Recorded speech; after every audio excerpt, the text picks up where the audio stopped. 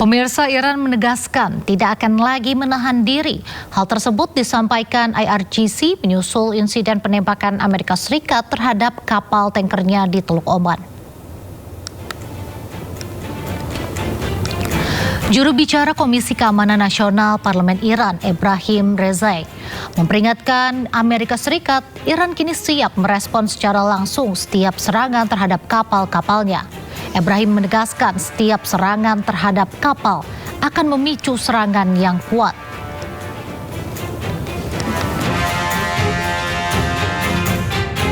Pejuang Hizbullah merilis rekaman serangan menggunakan drone FPV yang menargetkan sistem pertahanan udara Iron Dome milik penjajah Israel di wilayah Jal Al-Alam dekat perbatasan Lebanon.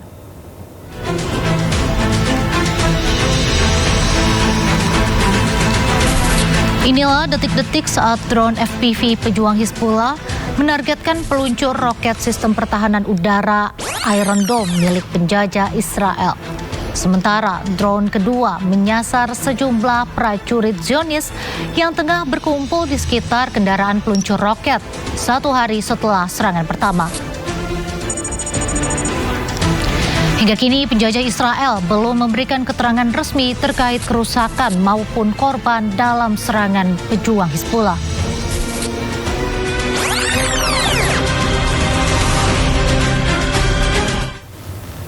Di tengah gencatan senjata, Israel mengklaim telah menyerang 40 lokasi yang diduga milik Hizbullah di Lebanon Selatan.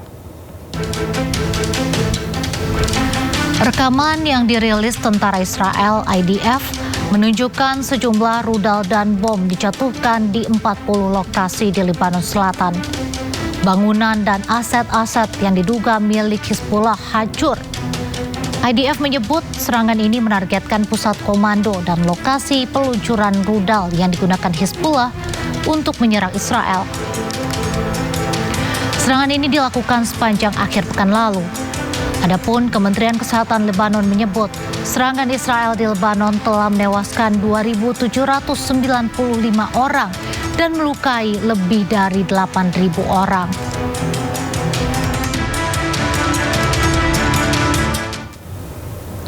Tangis dan jerit duka pecah di Lebanon Selatan.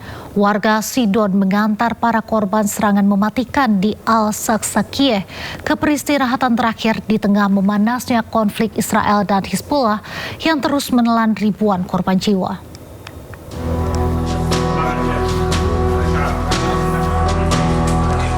Suasana duka menyelimuti kota Sidon, Lebanon Selatan, saat warga menggelar prosesi pemakaman bagi korban tewas akibat serangan di Al-Saksakiyeh.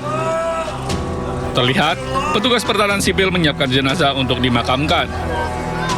Tangis keluarga pecah saat para pelayat memeluk peti jenazah dan menaburkan bunga mawar sebagai penghormatan terakhir.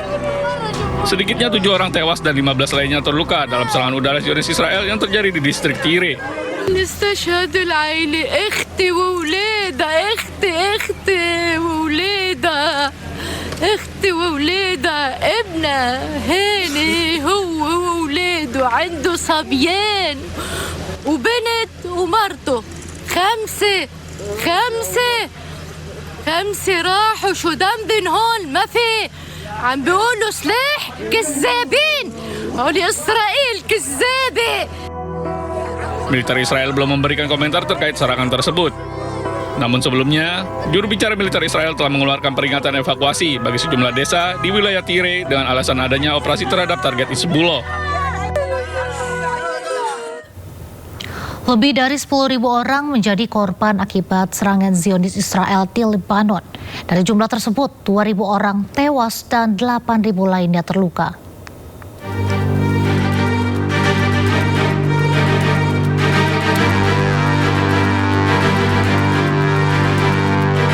Serangan Israel ke Lebanon terus berlangsung sejak meningkatnya konflik dengan Hizbullah pada awal Maret 2026.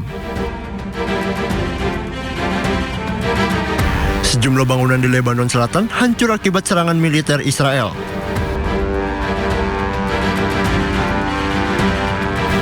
Rakyat sipil pun menjadi korban akibat serangan Israel.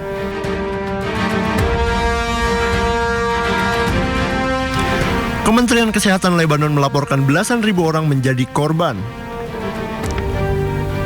Hingga 10 Mei, tercatat 2.795 orang meninggal dunia. Sementara korban terluka mencapai 8.586.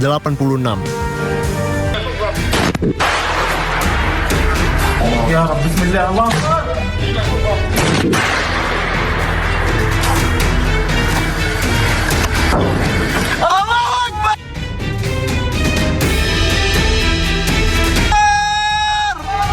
Allahu Akbar, Allahu Akbar ya Muhammad.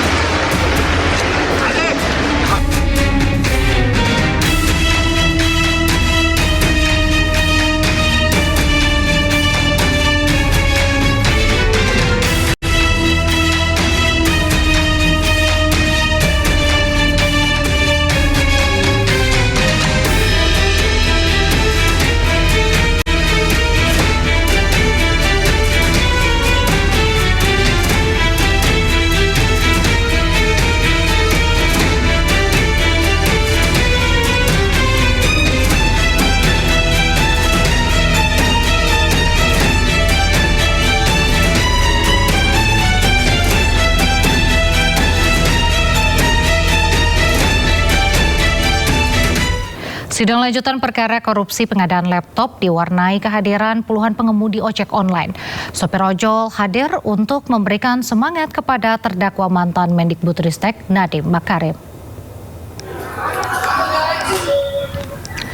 Setibanya di Pengadilan Tindak Pidana Korupsi Jakarta Pusat pada Senin ini, Nadiem disambut puluhan pengemudi ojek online. Para pengemudi memberikan teriakan penyemangat bahkan pelukan sebagai bentuk dukungan untuk Nadiem. Di dalam ruang sidang, pakar komunikasi politik Rocky Gerung juga hadir memberi semangat. Sidang hari ini beragendakan pemeriksaan terdakwa dalam perkara dugaan korupsi pengadaan Chromebook di lingkungan Kemendikbudristek. Nadiem didakwa terlibat dalam kebijakan pengadaan perangkat Chromebook yang disebut merugikan keuangan negara. Dakwaan jaksa disangkal kuasa hukum yang menyebut kebijakan pengadaan dilakukan untuk mendukung digitalisasi pendidikan nasional.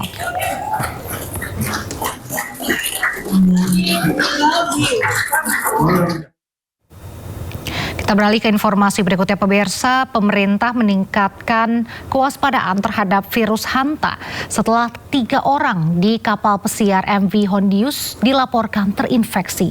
Kementerian Kesehatan kini berkoordinasi dengan WHO untuk melakukan screening dan deteksi dini.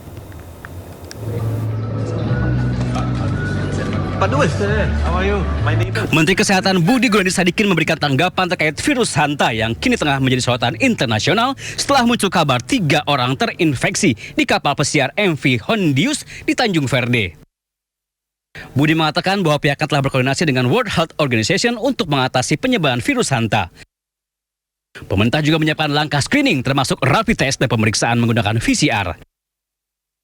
Virus ini kan virus yang lumayan berbahaya.